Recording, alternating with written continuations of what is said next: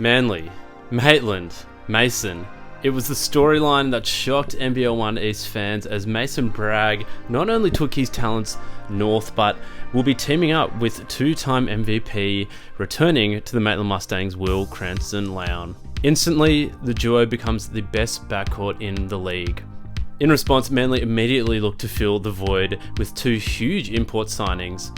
Meanwhile, both Maitland and Manly's women's programs look to re-sign their key players from last season, while Zoe Miller makes her WNBL debut. Today, we're going to take a deep dive into what these two clubs have been up to in the NBL1 East off-season and what they might look like heading into the 2026 season. Welcome to Warringah on VCR.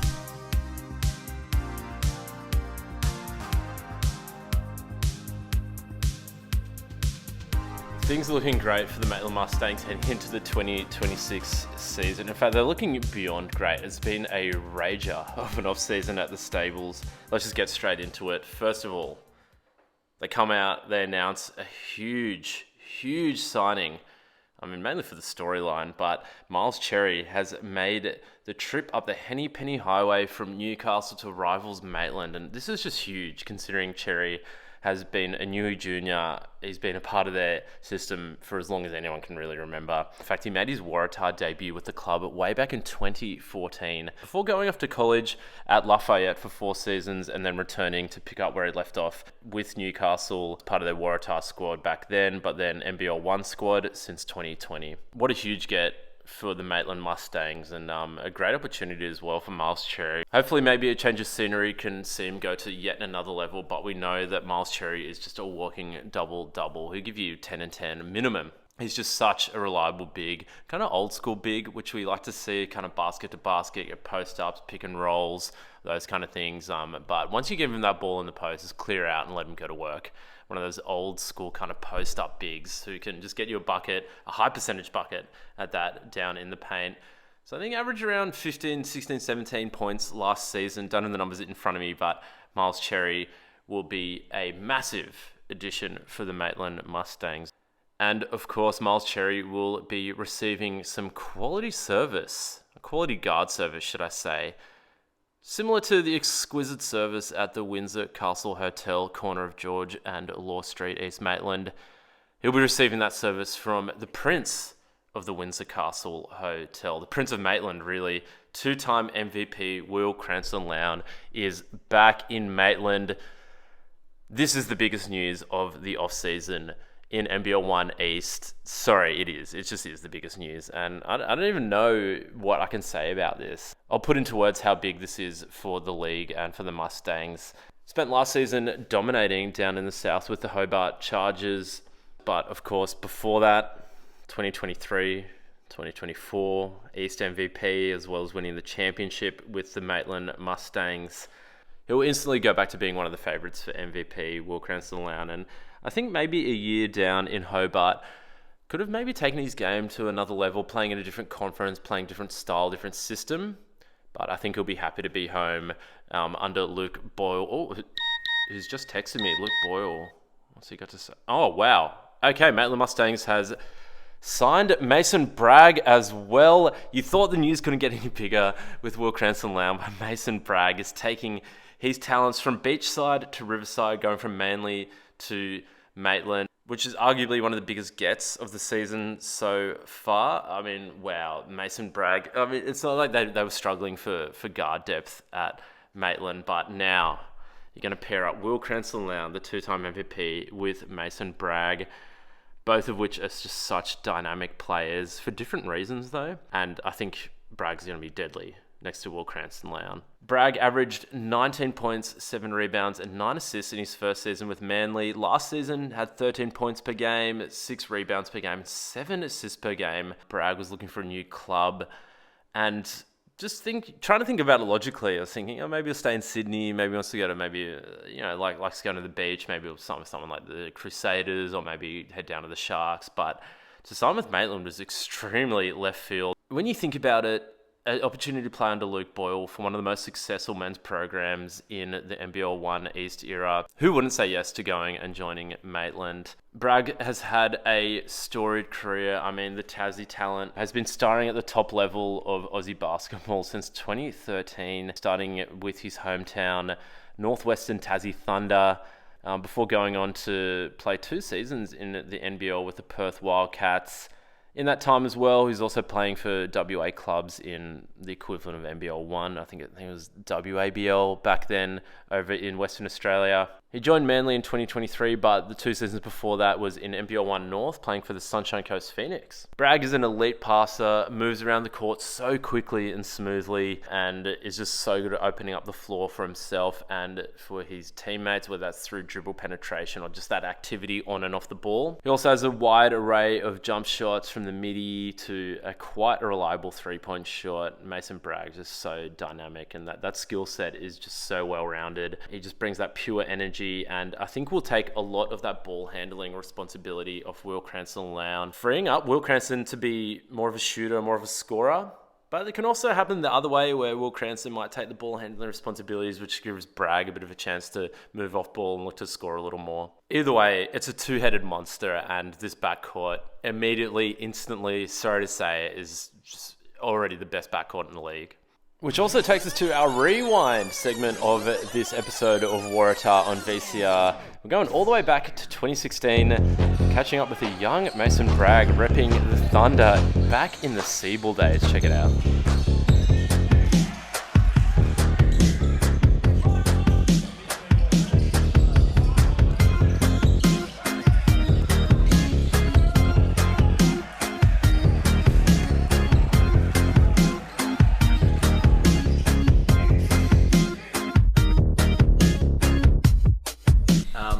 Began playing basketball when I was about the age of 7 for the Burnie Tigers, just the local basketball club where I live.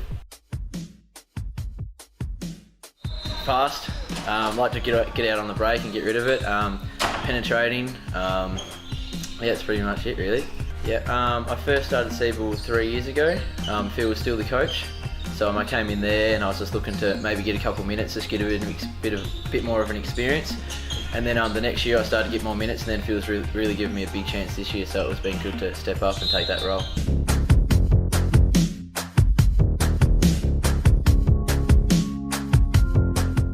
So there you go, Mason Bragg way back at home in Tasmania. And hey, well, the Siebel times. Just goes to show Mason Bragg's been at the top flight for so long. Speaking of which, player has been elite for a long time. Billy Parsons is also back and good to go.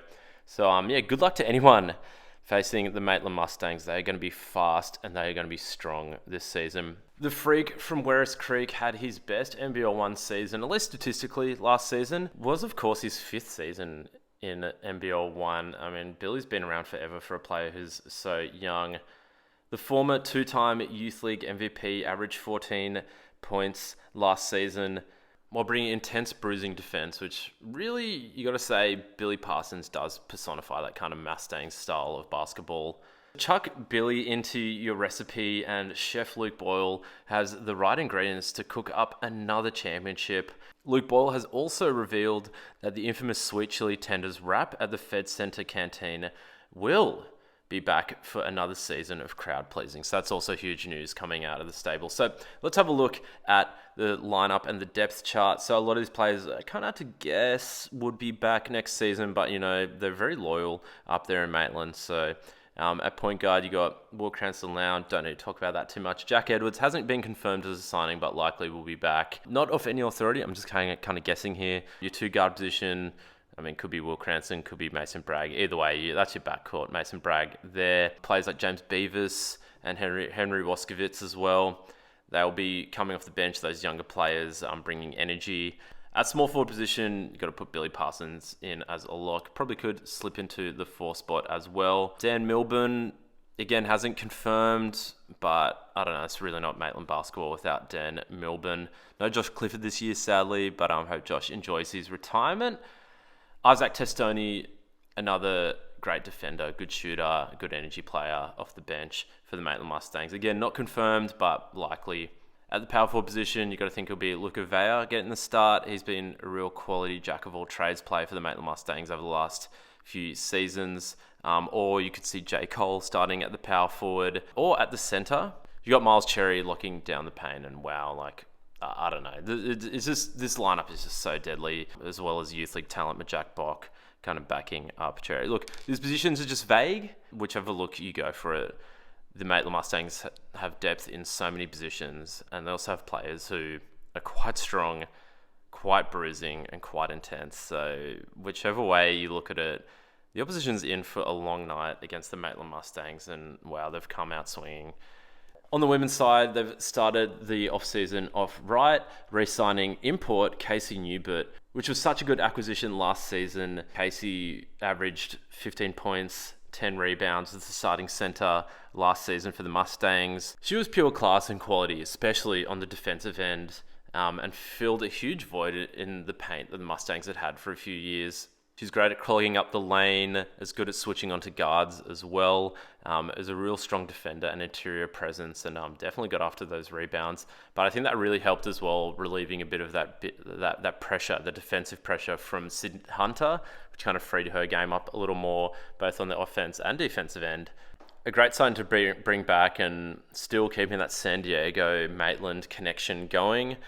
Not too sure if Sid Hunter's going to be back as well to join her in the front court, but I think a pretty good sign if Neubert's there, then probably Sid Hunter will come back. Not too sure yet though, nothing confirmed. Another signing for the Mustangs is the heart and soul of their women's side. It's Rachel Williams. Williams is kind of your do-it-all team first point guard, who first debuted on the Warringah level back in 2019. Really, it isn't Maitland basketball without Rachel Williams. A huge part of their program and really the core.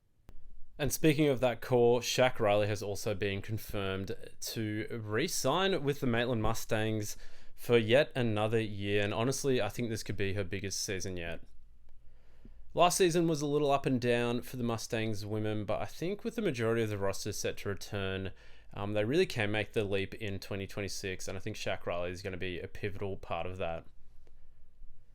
Style-wise, with a healthy Rachel Williams coming back into the lineup, I think that takes a lot of ball handling responsibilities off Shaq, which will free her up to become more of a scorer, which I think she naturally is. Of course, is a great ball handler and playmaker as well, but we'd really love to see them run some more down screens for her, get some more off-ball movement, a bit of motion to try free up Shakera Reilly to go through to get those 20-point games that we know she can do. Also, we know she's great with the rebounding as well, but I think with the chemistry locked in, that core for the Mustangs, they can really adjust and get the best out of Shakera Reilly this year. Of course, we all know the talent that Shakera Reilly has. She was a development player for the Canberra Capitals back when they won the championship in the 2019-2020 season. She was also later elevated to the main roster for a period in the 2023-24 season with the Canberra Capitals, and also was a train-on player with the Adelaide Lightning back in the day too.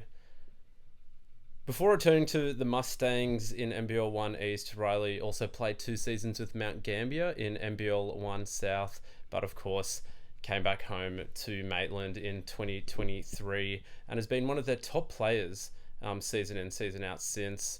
And their leading scorer, in fact, was their leading scorer last season, averaging 17 points and 5 rebounds per game.